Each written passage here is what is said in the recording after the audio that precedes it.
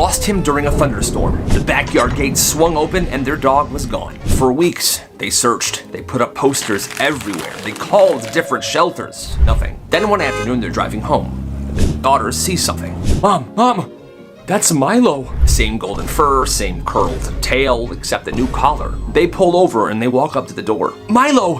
His name's actually Charlie. He's cute though, huh? Feel free to pet him. Mom, do something. Where did you find him? Oh, we picked him up from the shelter. He was soaking wet, it was raining. We took him home. That's our dog. He was chipped. He wasn't chipped, and that's our dog. The girl kneels down. Milo, come here. See? He knows his name. Charlie, come here. But Milo didn't come. He was so happy to see his real owners. Quick, get Milo in the car. We're leaving now. Hey, wait. And they took the dog and they sped away. Honestly, I would have done the same thing. That's my freaking dog. That dude was seriously trying to keep him. That's messed up. The wrong grandkid. Every few months, she would get an envelope in the mail. Oh, sweet. It was Grandma's handwriting. Inside of it, a crisp $20 bill. And a note that said, for gas. I don't even drive, Mom. Grandma's old, sweetie, let's not question it. Money's money. Years go by and the letters keep coming. Always the same message, for gas. Then one summer, the entire family's over for a barbecue. Well, her cousin pulls up. New car, loud music bumping. He's about 5 years older than she is. What's up, family? Grandma hugs him. She's laughing. Oh, I see that gas money's going to good use. The cousin goes, gas money? Yeah, I've been mailing it to you for years. Well, this girl overheard that. Grandma, you've been mailing me that. Oh, my fault. What had happened was the grandma had written down this address years ago. It was the wrong address. It was the address of Ashley Johnson. The grandkid she meant to send it to was Adam Johnson. So all she wrote on the letter was A. Johnson. You can see where the confusion would come into play. Well, Grandma, looks like you owe me like $300 now. Oh, no. Your cousin probably needed that money more than you do. I mean, look at your nice car. You got plenty of it. That's hilarious. So this kid finally got a win. After a few hard high school years, he asked his crush to homecoming, and she said yes. Oh my God, really? That's amazing. Yeah, I'm excited.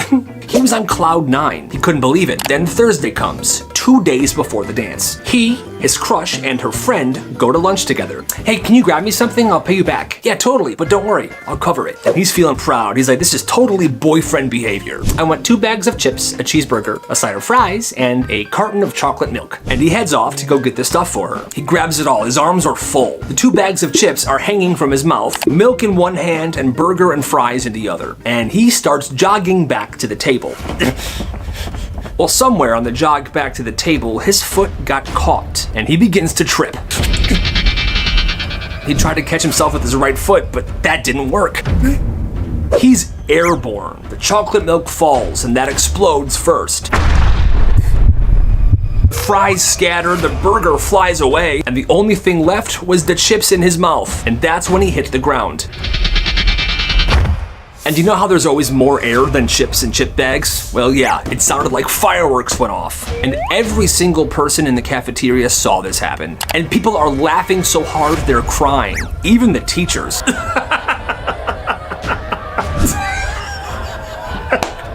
The janitor's already there with a mop, and he's looking around to see if he can see his crush. And she's on the ground, wheezing. She's laughing uncontrollably. He picks himself up off the floor, chocolate milk dripping down his face. One shoe missing, he heads to the bathroom to clean himself up. And even while he's in there, he could still hear the entire cafeteria laughing, like a roaring thunder. The next day, he's thinking to himself, maybe it's all fine, maybe I'm just the funny guy now. And she sees him before class. Oh, hey, so, homecoming's tomorrow. Yep, yes it is. Right, so this guy I actually like asked me, and I'm gonna go with him instead. And he just nods. Yep. That makes sense. Poor guy. It was 9th grade at one of the biggest high schools in the state. The halls were insane. Everyone was packed shoulder to shoulder. People fighting just to reach their lockers. Then somebody screamed. A girl dropped to the floor. Her books scattered. People gathering near her. She's not moving, somebody yelled. Teachers pushed through the crowd, shouting for space. Move, everybody get out of the way. When they moved her hair, they found it. An orange, dented, leaking juice. Turns out one of the football players had thrown this orange from all the way down the hall, and it hit her square in the eye. When the school found out it was him and they asked him why he did it, he just said, just to see what would happen. The next day, the girl shows up to school with an eye patch, and she told everybody, the doctor thinks I'm gonna have PTSD from this. And the school administration panicked. So what did they do?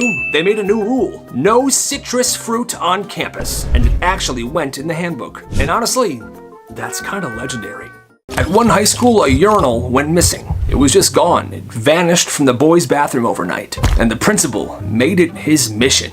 Every morning he got on the intercom. If anyone knows anything, come forward, please. We must catch the bathroom bandit. Posters went up all around the school. The teachers thought this was funny, but the principal wasn't joking.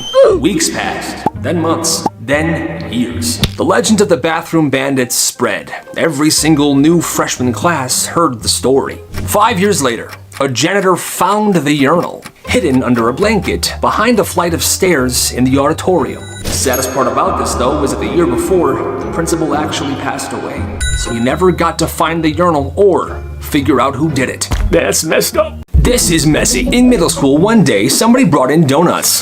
Free food, right? Well, there were a lot of donuts and half the school grabbed one. Hey, donuts, nice! Except they weren't just donuts. They were laced with laxatives. And an hour and a half later, it was total chaos. Kids crying, people sprinting to the bathroom, teachers looking for buckets because yes, it was that bad. Then the principal's voice is heard over the intercom. Attention, students! Nobody leaves the classrooms. We have an investigation.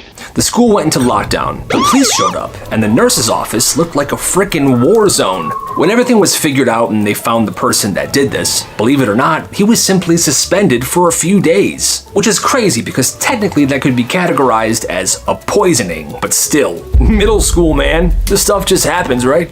You ever wonder why schools randomly ban like hot Cheetos or Takis? There's always a reason, and at this one school, that reason was, let's call him Marcus, the 7th grade snack kingpin. Marcus had snacks. He was running an entire operation. A backpack loaded like a frickin' vending machine.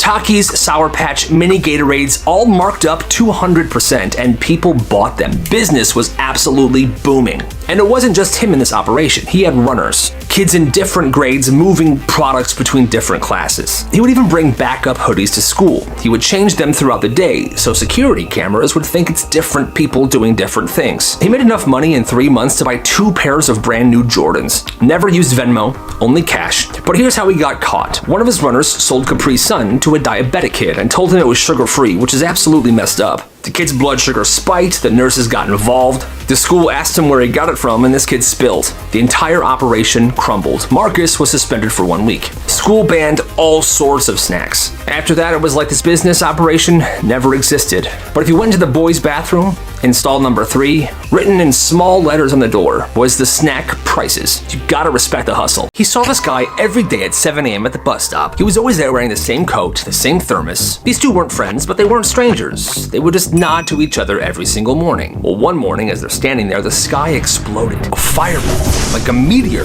disintegrating. It streaks above them and it's very bright. They're silent for a few seconds before the guy turns to him and says, "Our souls are now forever linked." And then he just looks forward again, the bus comes and they both get on it. The next day, it was back to normal, just nodding to each other. No mention of the meteor, no more words exchanged. This dude eventually stopped taking that bus because his 8:30 college class ended, so he never saw that guy again. But every single day, for years, he has thought about that meteor and that thing that guy said to him. So in a way, that dude wasn't wrong. Their souls kind of were linked because he never forgot about it. That's hilarious. So she had a crush on this guy at work. It was harmless. Well, one afternoon, she's walking back from the cafeteria. Her arms are loaded with snacks. Chocolate bars, chip bags, the whole lot. It was because she was getting some of her coworkers' stuff as well. But she turns the corner and she runs right into this guy. Hey, he laughs and he gestures to the food. I hope that's not all for you. And for some reason, she just said this. I'm just a tiny squirrel storing up all my nuts for winter. Bro, why would she say that? He just stares at her. Well, she goes into full panic mode. And again, for some reason, she did this. She hops like a squirrel, threw all the food on the ground. She then slapped him in the face and ran away. And for the rest of the time that she worked there, they avoided each other. What in the world? He was sitting alone in this cafe, drinking a coffee and doing some work on his phone, that his stomach had that feeling, the internal warning sign that he had to pass some gas badly. So he does what any reasonable human does. He listens to the background music of the speakers the restaurant's playing. He waited for a loud part of the song, and when it happened, he let it rip. He did this with Olympic-level confidence. But that's when he realized the music wasn't coming from the cafe. It was coming from his frickin' earbuds. And when he looked around, he noticed a ton of people staring at him. He pulled a $100 bill out of his wallet, put it on the table, and just left. The crazy part is, his coffee only cost $5. But the embarrassment, that was expensive.